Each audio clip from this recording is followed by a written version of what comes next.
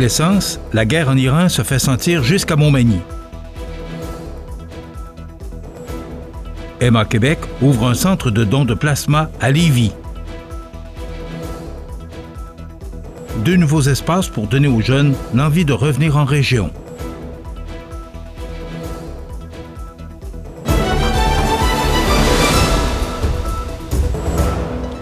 Mercredi 4 mars 2026. Bonjour mesdames et messieurs et bienvenue à votre bulletin d'actualité sur le réseau de télévision CMA TV. Les analystes financiers l'avaient anticipé au cours des derniers jours. La guerre déclarée par Israël et les États-Unis contre l'Iran perturbe l'économie mondiale. Déjà, des répercussions se font sentir sur les prix du pétrole sur la côte du Sud à plus de 9000 km des bombardements.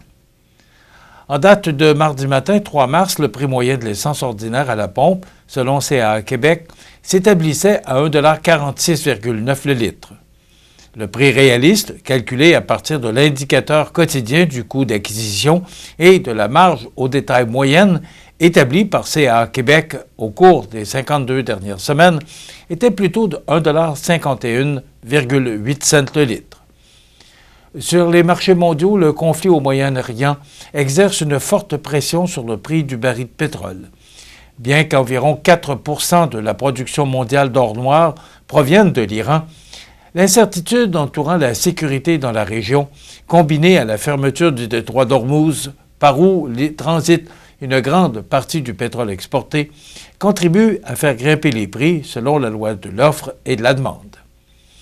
Mardi après-midi, le cours du Brent de la mer du Nord atteignait 80,90 $ américains, en hausse de 4,15 %, tandis que le West Texas Intermediate progressait de plus de 4 % pour s'établir à 74,22 $ américains.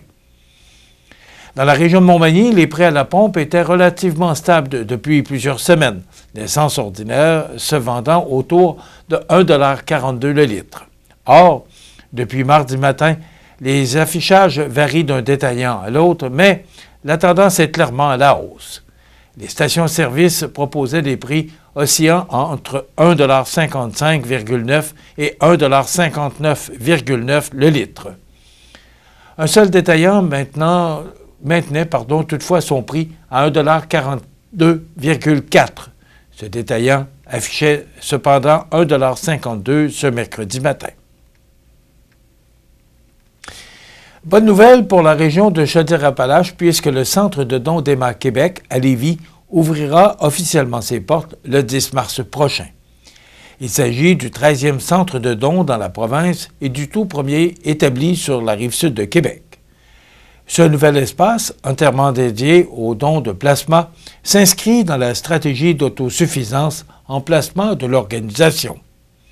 Le plasma, composante liquide du sang, contient notamment des immunoglobulines, des protéines essentielles à la fabrication de médicaments spécialisés.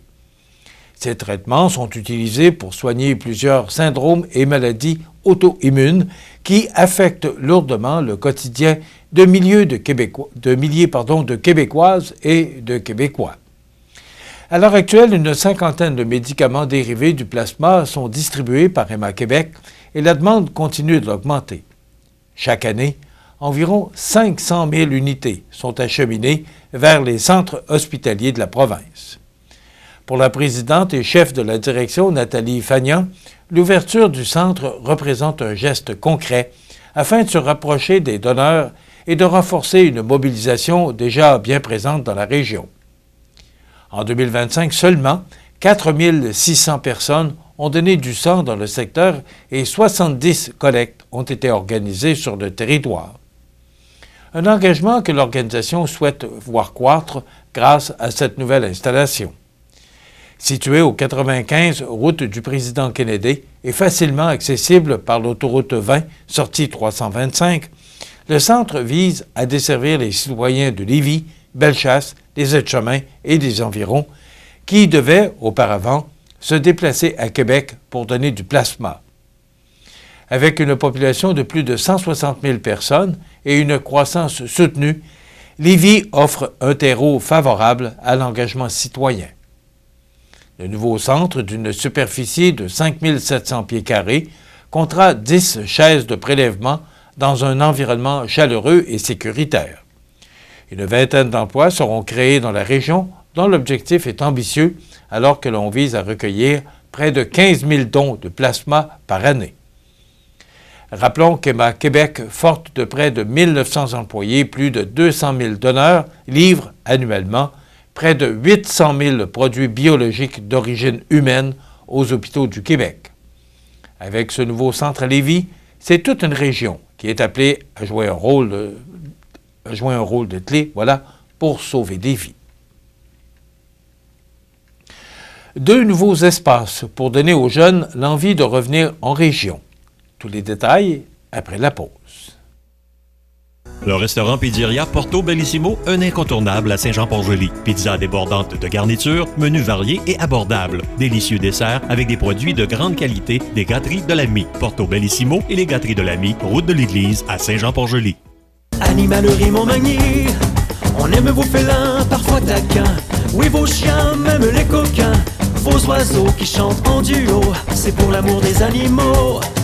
Animalerie Montmagny, pour l'amour des animaux. Vous regardez CEMA TV, le réseau de l'information sur la Côte-du-Sud. La MRC de Lillet et plusieurs partenaires du milieu ont récemment inauguré les tout nouveaux espaces Jeunesse Région Lillet, un projet visant à renforcer le sentiment d'appartenance des jeunes envers leur territoire. Les installations ont été dévoilées le 5 février dernier, simultanément à l'école secondaire Bon Pasteur de Lillet et à l'école secondaire La Rencontre de Saint-Pamphile, grâce à un lien numérique reliant les 2 établissements. Ce projet ambitieux prend racine dans une rencontre tenue en novembre 2023 dans le cadre du plan d'action triennal de marketing territorial de la MRC. Plusieurs partenaires jeunesse s'étaient alors réunis pour réfléchir à des solutions afin d'encourager les jeunes à revenir s'établir dans la région. L'idée d'aménager des espaces inspirants directement au cœur des écoles secondaires s'est rapidement imposée comme une façon concrète de nourrir la fierté régionale et de renforcer les liens entre les jeunes et leur milieu de vie. Les élèves ont été étroitement associés à la démarche pendant près de 3 ans. Ils ont été consultés à plusieurs reprises afin de définir l'aménagement souhaité et même le nom des nouveaux locaux. De cette participation active sont nés 2 espaces distincts, dont l'Oasis à l'école La Rencontre et la Traversée à l'école Bon Pasteur. Ces lieux ont été conçus comme des environnements calmes et confortables où les jeunes peuvent se ressourcer et échanger. Selon le préfet de la MRC de Lillet, Normand Caron, ces espaces représentent bien plus que de simples locaux. Ils incarnent une volonté collective d'investir dans l'avenir de la région en donnant aux jeunes le goût de s'y projeter à long terme. L'objectif est de favoriser un enracinement durable et encourager les jeunes à envisager un retour dans la région après leurs études. La réalisation des espaces Jeunesse Région Lillet a nécessité un investissement important provenant de plusieurs sources. Le Centre de services scolaires de la Côte-du-Sud a contribué pour plus de 106 000 $, tandis que la MRC de Lillet a investi 100 000 $ grâce au Fonds Région et Ruralité. Et des montants additionnels de 11 250 $ provenant de l'entente de développement culturel et de 10 000 $ issus du Fonds de résilience communautaire ont également soutenu le projet. De nombreux organismes ont collaboré à la réalisation, dont le Carrefour Jeunesse Emploi Région Lillet, le CI3S de Chaudière-Appalaches, les Maisons des jeunes et Place aux jeunes Lillet, démontrant une mobilisation régionale importante autour de la jeunesse. Avec ces nouveaux espaces jeunesse, la MRC de Lillet souhaite offrir aux adolescents des lieux à leur image et poser un geste concret pour assurer la vitalité future du territoire. À l'île aux Grues, le mois de mars rime avec tradition et célébration. Cette année, les insulaires souligneront en grand le 50e anniversaire du retour de la mi-carême du 9 au 15 mars. Cette fête, d'origine médiévale, apportée par les premiers colonisateurs, est profondément ancrée dans les mœurs locales. La mi-carême consiste à se costumer et à déambuler de maison en maison en tentant de ne pas être reconnu par les autres. Selon certains témoignages, la tradition aurait été interrompue entre 1960 et 1976 avant de renaître avec éclat. Depuis, elle a pris une ampleur considérable et figure aujourd'hui parmi les événements les plus populaires de la destination. Derrière cette grande mascarade se cache un travail minutieux. Des groupes de couturières se réunissent dans le plus grand secret afin de créer, chaque année, des costumes originaux autour d'un thème inédit. Les résidents ouvrent également leurs portes pour accueillir les prestations dans une ambiance conviviale, musicale et festive. Les nouvelles créations sont dévoilées en fin de semaine, moment culminant où plusieurs visiteurs et habitants se rassemblent pour admirer les œuvres et partager l'apogée des festivités. Pour marquer ce 50e anniversaire, la municipalité, en collaboration avec ses partenaires, propose une programmation spéciale. Le centre de la Volière devient le nouveau lieu de circuit avec animation par DJ Louis Lachance, service de bar, jeux, présentation des équipes costumées et surprises. Les amateurs de danse en ligne pourront se joindre aux périodes d'animation entre les groupes. En journée, des activités de plein air seront accessibles, tout comme la boutique La Mésangère ou La Mésangerie, et le comptoir de la fromagerie.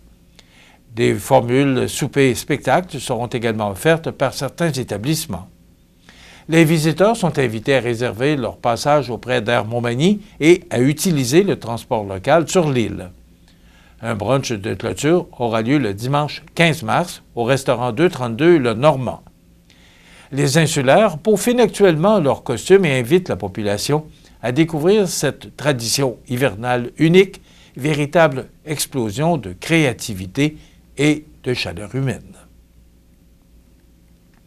Enfin, un bel élan de solidarité à Montmagny, alors que le Club Richelieu de Montmagny a remis récemment un chèque au montant de 3 000 $ à l'organisme marchand de bonheur de Cap-Saint-Ignace. Le montant, issu d'un bingo spécial, servira à soutenir et à aider les enfants dans le besoin à Cap-Saint-Ignace et les environs. La remise officielle a été faite par le président Carl Landlois à Martine Houle et Harold Bouffard, ce dernier étant le président de l'organisme, soulignant l'importance de la générosité locale.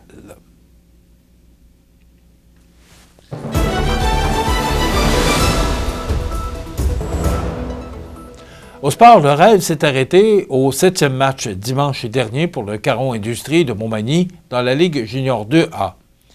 Après une série chaudement disputée face au PG de Lotbinière, la formation a vu sa saison 2025-2026 prendre fin à l'issue d'un revers de 6-2 en 7 matchs. Vendredi 27 février dernier, à l'Aréna de Saint-Pamphile, le 5e affrontement s'était soldé par une défaite crève-cœur de 2-1. Charles Dauteuil avait inscrit l'unique filet des siens, alors que le PG de Lotbinière prenait les devants 3-2 dans la série. Dos au mur, le Caron Industrie a toutefois surpris lors du 6e match disputé à Lotbinière, l'emportant 2-1 pour forcer la tenue d'un ultime duel. Mais, au 7e affrontement, le PG de Lotbinière a eu le dernier mot, mettant un terme au parcours des Magny-Montois par la marque de 6-2. Et cette élimination marque également la fin d'un chapitre pour les joueurs de 21 ans, dont Brian Chabot, Zachary Giroux, Vincent Boulay, Xavier Paré et Théo Lisotte, qui ont porté fièrement les couleurs de l'équipe au fil des ans.